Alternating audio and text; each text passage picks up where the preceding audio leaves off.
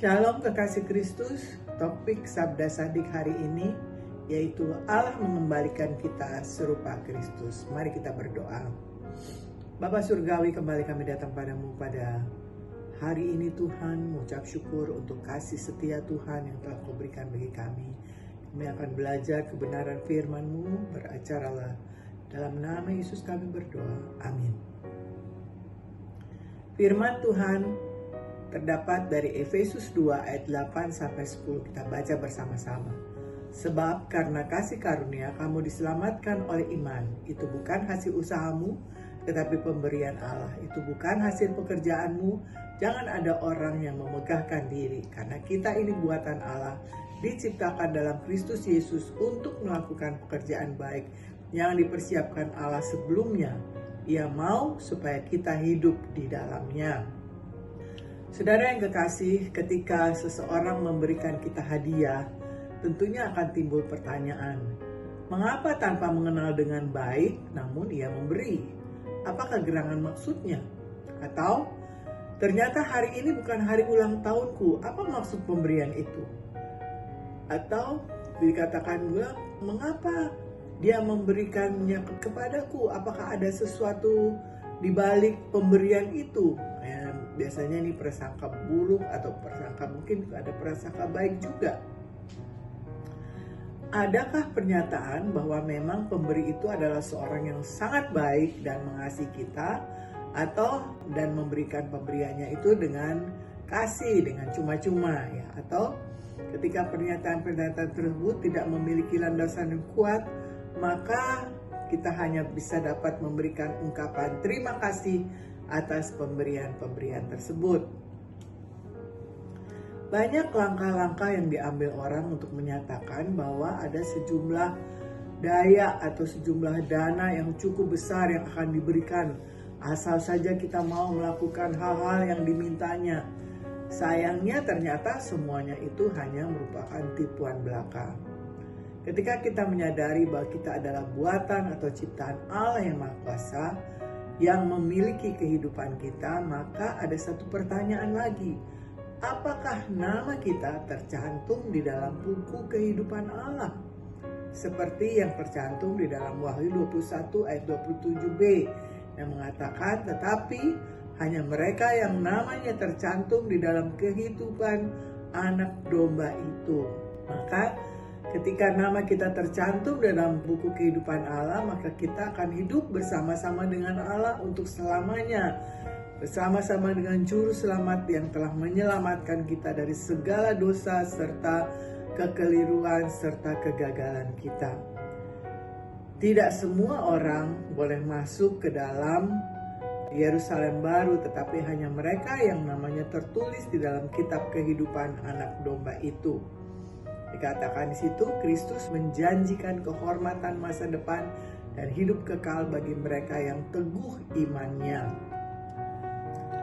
Nama-nama semua orang percaya dicatat dalam kitab kehidupan. Kitab ini melambangkan pengetahuan Allah mengenai siapa yang termasuk miliknya. Tidak semua orang dijamin tercatat di dalam kitab kehidupan dan diperkenalkan kepada para malaikat di surga sebagai milik Kristus. Dalam Lukas 12 ayat 8 dan 9 dikatakan di situ, aku berkata kepadamu, setiap orang yang mengakui aku di depan manusia, anak manusia juga akan mengakui dia di depan malaikat-malaikat Allah. Tetapi barang siapa menyangkal aku di depan manusia, ia akan disangkal di depan malaikat-malaikat Allah. Sesuai dengan ayat-ayat ini, kita dikatakan menyangkal Yesus apabila kita berharap tidak ada orang yang mengetahui bahwa kita adalah seorang pengikut Kristus atau orang Kristen. Kita menyangkal Yesus apabila kita memutuskan untuk tidak berbicara terus terang membela apa yang benar. Kita menyangkal Yesus apabila kita tidak mau orang mengetahui hubungan kita dengan Allah. Atau kita menyangkal Yesus apabila kita terpengaruh oleh karakter masyarakat setempat, ya, kita tidak melakukan hal-hal sesuai dengan firman Allah, atau kita menerima budaya yang tidak Kristiani.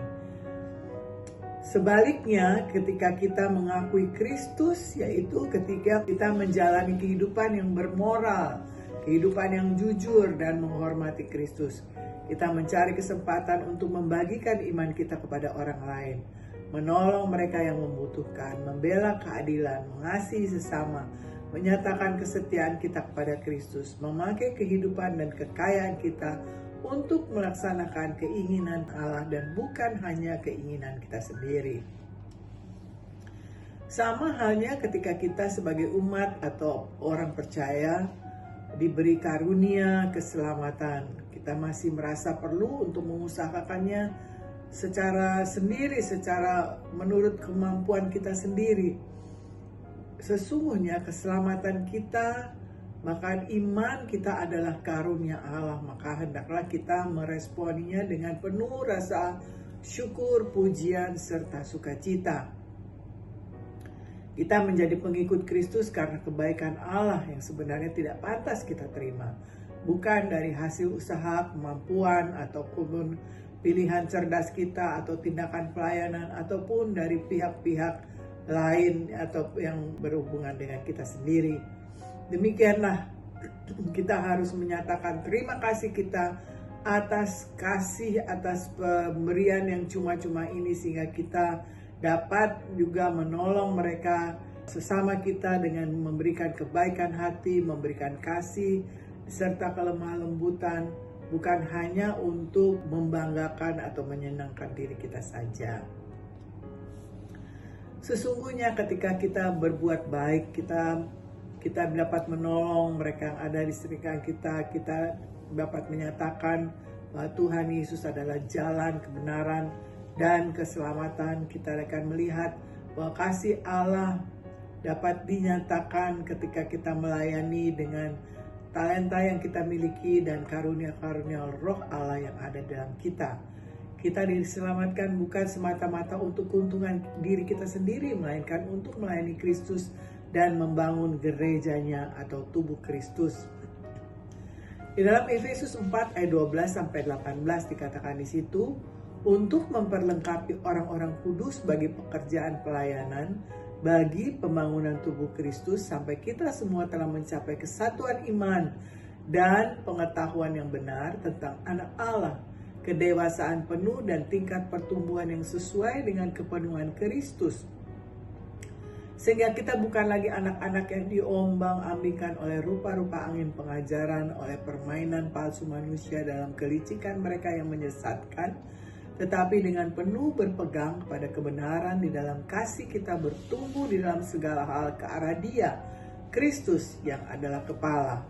Daripadanya lah seluruh tubuh yang rapi tersusun dan diikat menjadi satu oleh pelayanan semua bagiannya, sesuai dengan kadar pekerjaan tiap-tiap anggota, menerima pertumbuhannya dan membangun dirinya dalam kasih.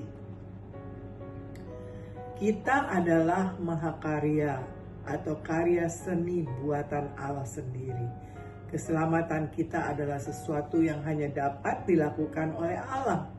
Keselamatan itu adalah karya Allah yang kreatif dan dahsyat di dalam kehidupan kita. Jika Allah menganggap kita sebagai mahakaryanya, maka kita tentu tidak berani memperlakukan diri kita ataupun orang lain dengan tidak hormat atau sebagai karya yang lebih rendah, karena kita masing-masing berharga di mata Allah dan memiliki nilai kreativitas Allah yang tidak dimiliki oleh orang lain. Sudah selayaknya kita memberikan pujian karena kasih Allah yang besar.